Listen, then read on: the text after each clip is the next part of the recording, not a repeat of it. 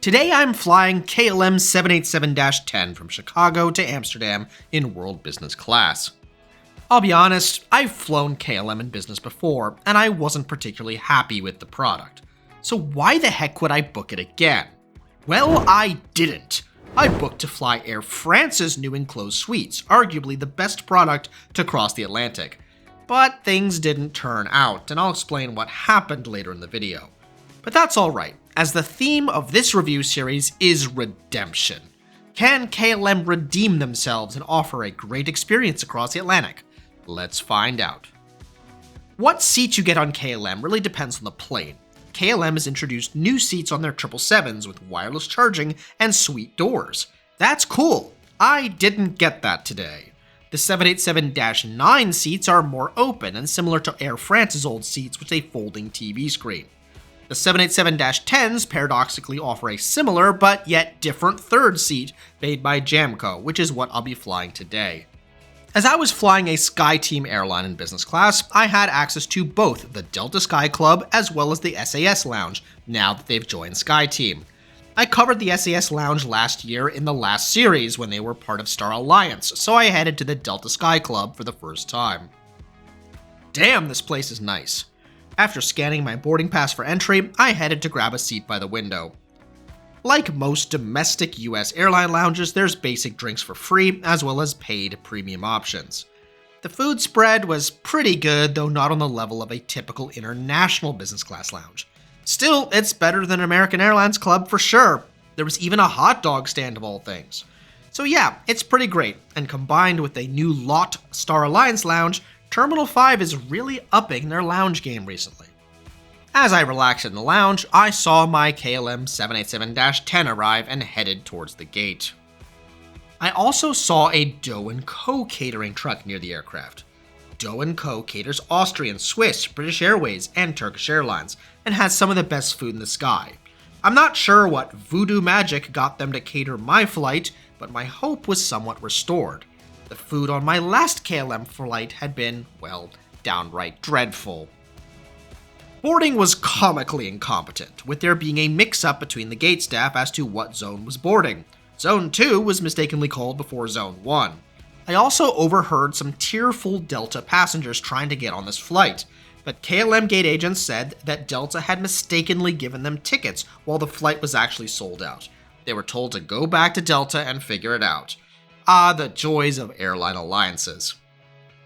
The 787-10 has 38 business class seats in a 1-2-1. All of the window seats face towards the windows, so they're effectively all the same.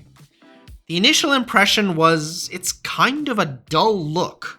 Not as drab as Iberia, but there's really not much going on here. Storage at the seat is also quite limited, with a small open cubby and a pouch on the side, hence me putting my stuff here just on the table. There's a USB charger in a little nook by the TV, so that's unique. The tray folds out from the side. The footwell is like many seats like this, too small if you move around while you sleep. There's a remote and reading light on the side, as well as a 3-prong seatbelt. There were also no individual air nozzles, and the cabin was on the warm side. Even though there's no door, sitting in the seat is actually pretty private. We were offered a choice of mocktail or champagne, and I went for the champagne, which retails at about $50 a bottle. The amenity kit was pretty unique. Instead of a pouch, it transformed into a bag. That's different. Not sure I'll ever use it, though. The actual amenities were pretty basic, but did include a pen, so props for that. Meal orders were started on the ground, but they didn't make it to me before we pushed back. The KLM safety video features the famous Delft tiles as an animation, which is a cool idea, but I don't know, I find KLM safety video to be one of the most boring ones out there. I guess it helps you get ready for bed.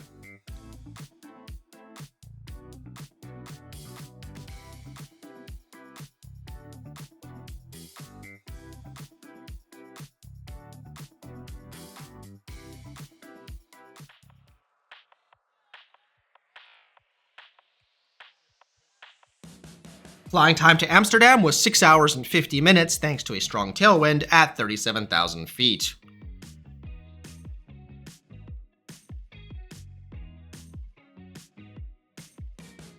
I was addressed by name from reading off the iPad, and I was complimented on my last name, so that's different. They then took my food and drink order. Service began with a hot towel. As I'm feeling fancy, I got the high fashion, which was both bitter and sweet. There was a choice of 2 starters with a side salad, 3 mains, and 2 desserts.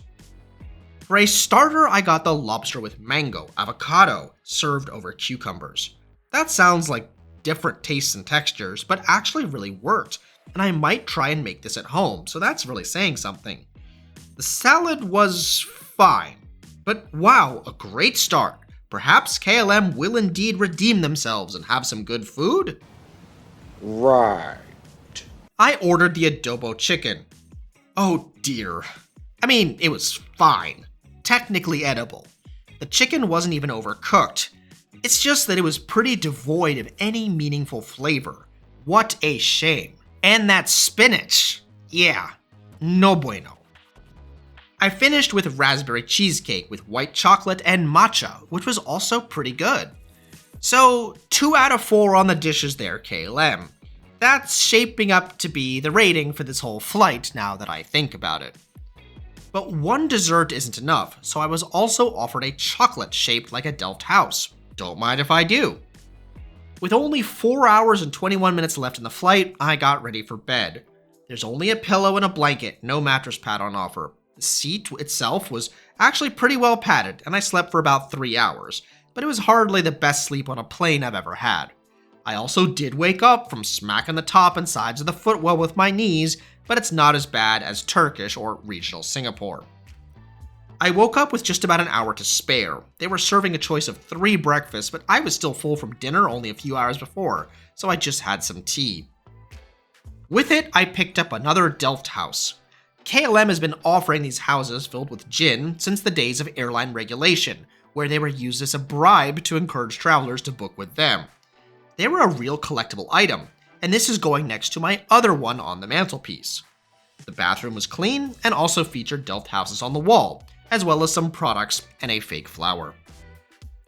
The in-flight entertainment was also very responsive and had a decent collection of movies, though I really didn't have time to watch any.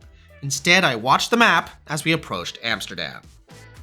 So let's talk about how I ended up here. Yep, that's me. You're probably wondering how I ended up in this situation. I paid 50,000 Flying Blue miles to fly from Chicago to Paris to Lisbon. I was overjoyed to be flying on the new Air France suites on the A350. I even had selected one of the Business Plus seats, arguably the best business class to Europe. That's a fantastic deal, and thank God Flying Blue would never devalue their award chart. Okay, so now it would cost a bit more, about 60,000. Still, it's a nice redemption. Hey, that's the name of this series after all. But 2 days before, I got a text from Air France saying that due to an aircraft swap, I had been downgraded to premium economy. Other than we're sorry, there was no talk of compensation or rebooking. I'm guessing they swapped from one of the newer A350s to the ones from June, which I've previously reviewed, which has fewer business class seats, and award tickets are the first on the chopping block.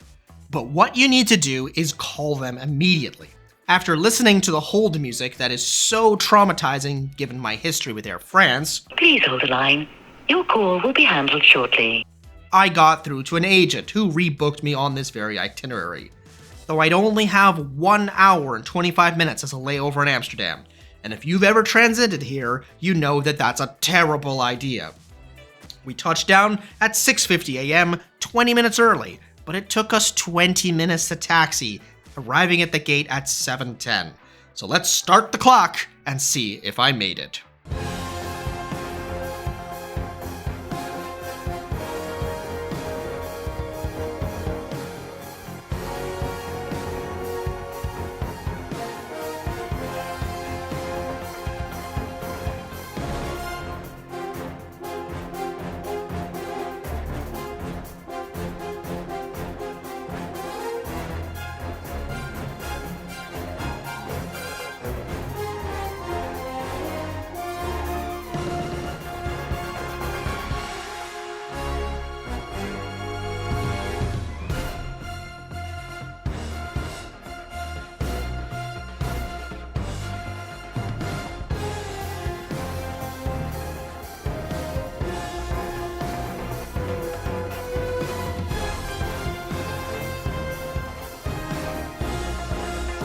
Let's do this.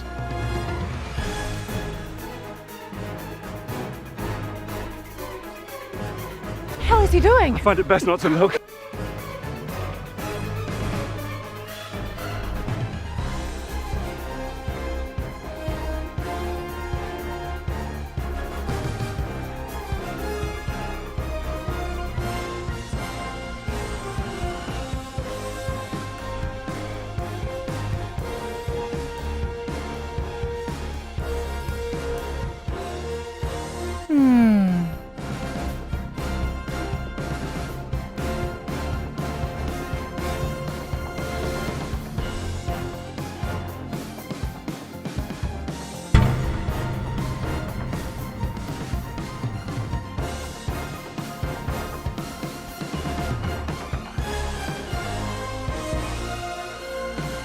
I also like to live dangerously. So KLM business class on the 787-10. It was honestly perfectly fine. Acceptable but not great food, a lie flat seat, and an attentive but not particularly personable flight crew. It's fine. But did it redeem itself in my eyes? No. The whole time I was comparing it in my head to what Air France would have been. And when it comes to the food, seat, and service, Air France wins on everything. It's the same damn airline at the end of the day, after all, and it's a real shame that KLM lags behind. France owns more of KLM than the Dutch do themselves, so perhaps it's time they bring back the days of the Batavian Republic.